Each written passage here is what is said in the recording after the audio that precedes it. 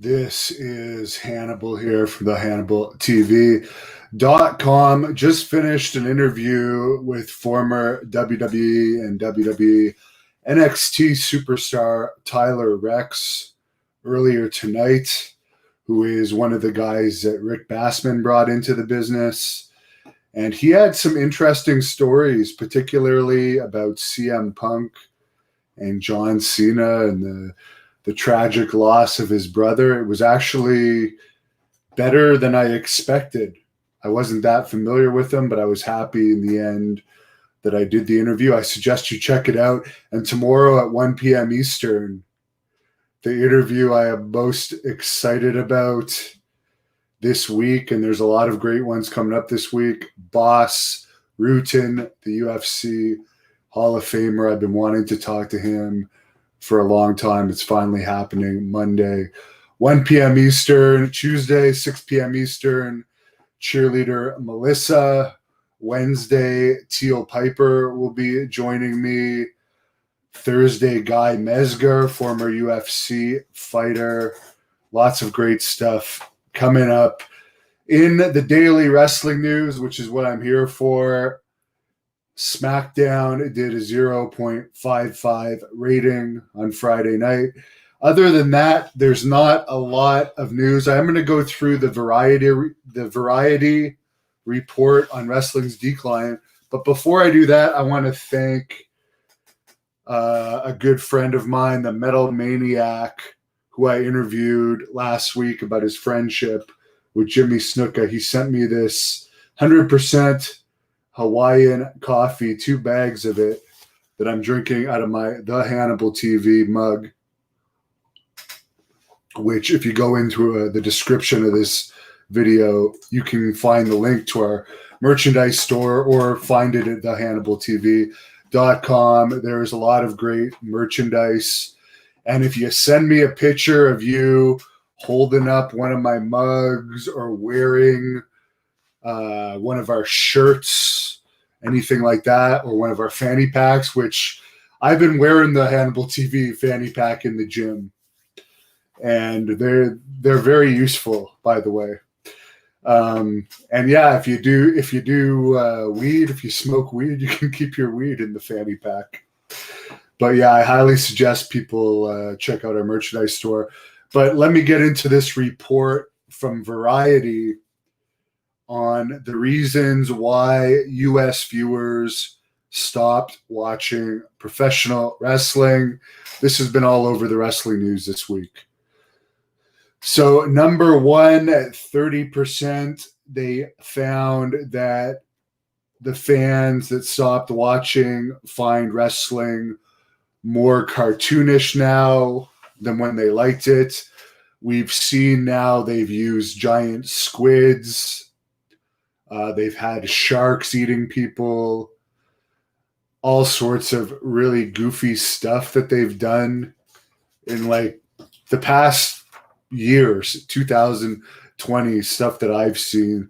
Yes, it's very goofy.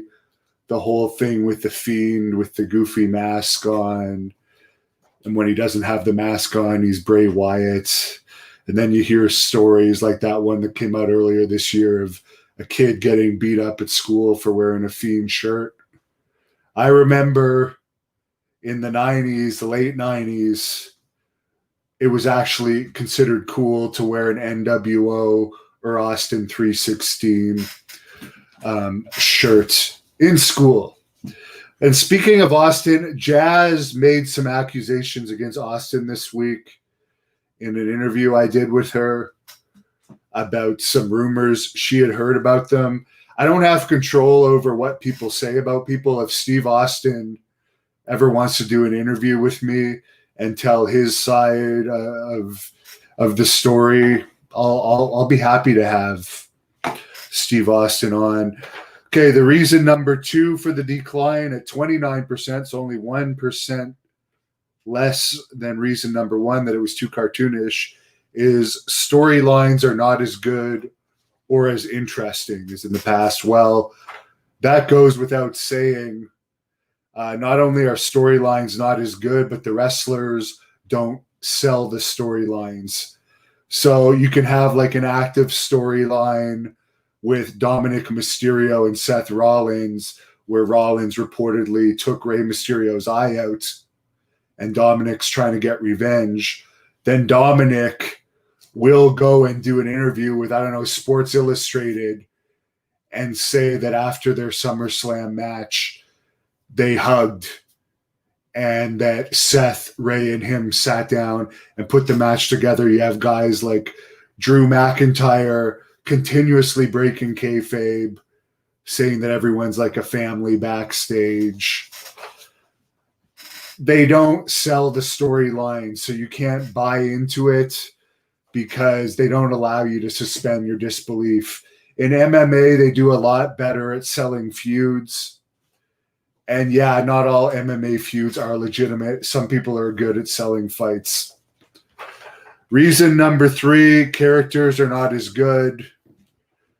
There are no real characters anymore. Now it's a lot of college kids, athletes from other sports that may not have ever wanted to be wrestlers. There's no more Ric Flairs, other than Ric Flair himself at 70-something, still appearing and popping a rating when he appears. But like, there's no Roddy Pipers. There's no Jake Robertses, other than Jake Roberts himself. The characters, the Steve Austins, the Rocks, are just not there anymore, unfortunately. Reason number 4, matches are not as good or as interesting. You can't get into the matches when they constantly break kayfabe. And there's too much gymnastics and too much high flying where you see groups of people just waiting there on the outside with their hands up, waiting to catch. So many matches, the stupid leg slapping or the stupid punch slapping. It's unwatchable. It's absolutely unwatchable. I mean, there is exceptions to those rules, but overall, wrestling has changed a lot. The content was more geared towards children in the past is the next reason at 14%. Matches not being as good was 26%. Characters not being as good was 28%. So the content not being geared as much towards children, even though they do the goofy stuff with the sharks and the squids and have the Fiend and stuff, they do some make-out scenes. And this doesn't just have to do with WWE. This is U.S. pro wrestling. Why people have stopped watching it. I mean, you go to AEW, there's so much weird stuff that goes on there, sexual stuff, both gay and straight sexual stuff that you'll see in matches that I don't know if I had kids, if I'd feel comfortable with them watching it either. The next reason at 9% was the announcing was better. Of course, Jim Ross seems to be just collecting a paycheck these days. I don't blame him. I mean, it's not the days of Vince McMahon, Jesse Ventura, Bobby Heenan, Gorilla Monsoon, Gordon Soley anymore on the mics, unfortunately. At 7%, the shows aren't listening to their fans. The shows are actually catering totally to the smart marks, it seems, where they're turning off the mainstream fans and the old fans, and they're just gearing towards the people that are going to watch no matter what. Other reasons people stopped watching was 24%, and 12% said they're not sure why they stopped watching. So there you go. There's your reasons why Variety magazine found people have stopped watching wrestling. Chris Barosia says pro wrestling's not a sport anymore. Well, WWE calls their performers storytellers, and their show World Wrestling Entertainment.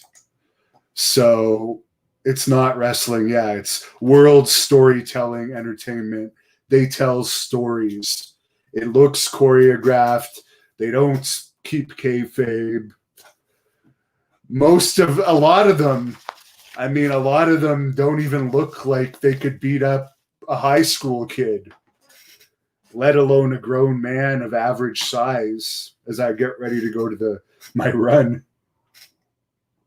I did shoulders earlier today. I've been running a lot lately, and I am very tired, but I'm going to drag myself out there tonight.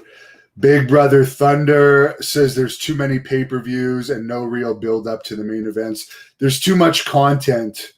That is for sure. Mike says when it doesn't look like a fight, it takes me out of the match. Chris says all the new wrestlers are midgets or fat guys. There's a lot of small wrestlers, and then I'm sorry, but the Keith Lees and Kevin Owens, these fat guys like that wrestle in shirts.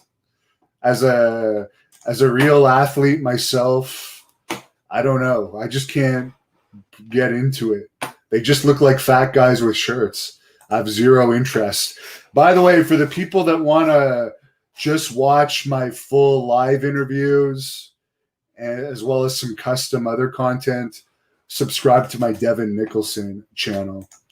Sean says he thinks smaller promotions will do well in the coming years. YouTube is a huge forum, and WWE has lost a lot of their fans for good. I agree with that, particularly since Dave Meltzer has reported, as well as other reporters, that WWE is not going to do as many house shows in the future, even when and if this lockdown ever ends. Seems like it's never going to end here in Canada. They were tightening up restrictions again this week.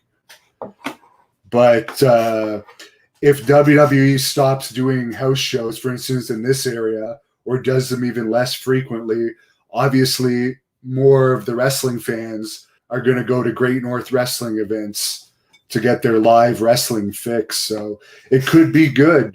And yes, YouTube has made my personal company more popular, and it's a positive thing. And I'm looking forward to being able to promote again, hopefully next year.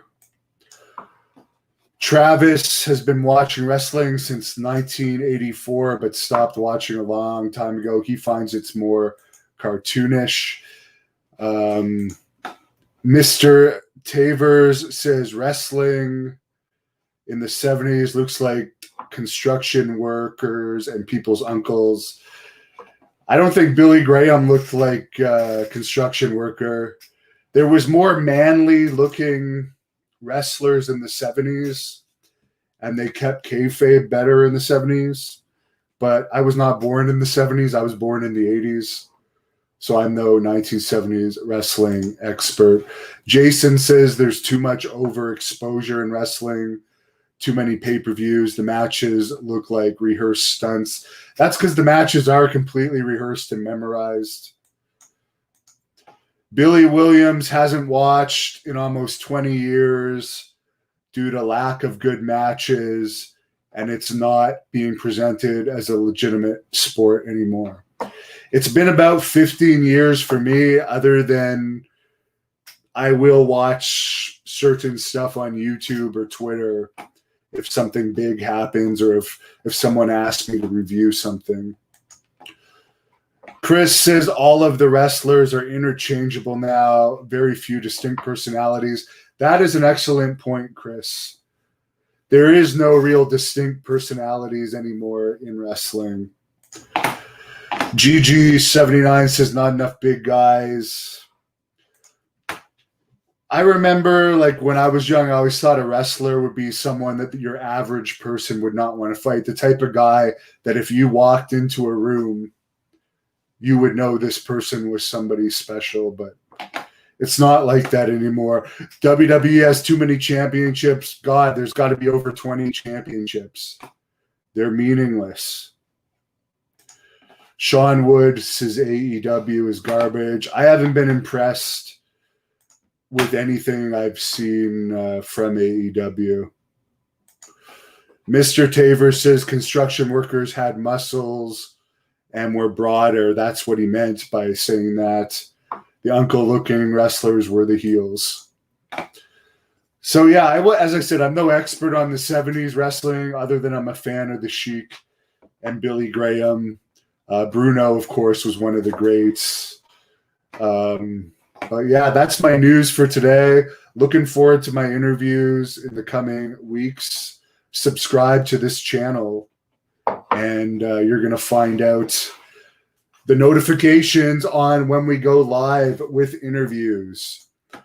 Dr. Emmett says kayfabe is gone. 82 to 2000 were the best years. They don't do kayfabe anymore, but it could be back. It still exists. You are able to work people. You just have to be more creative about it. But people don't want to be creative. They're more interested, for instance, in taking group pictures with the baby faces and heels after the matches and actually drawing money. But they don't have to worry about drawing money anymore because they're all under guaranteed contracts. Would I ever interview the Sandman? Riza is asking. I did interview him less than a year ago. Search it up on here.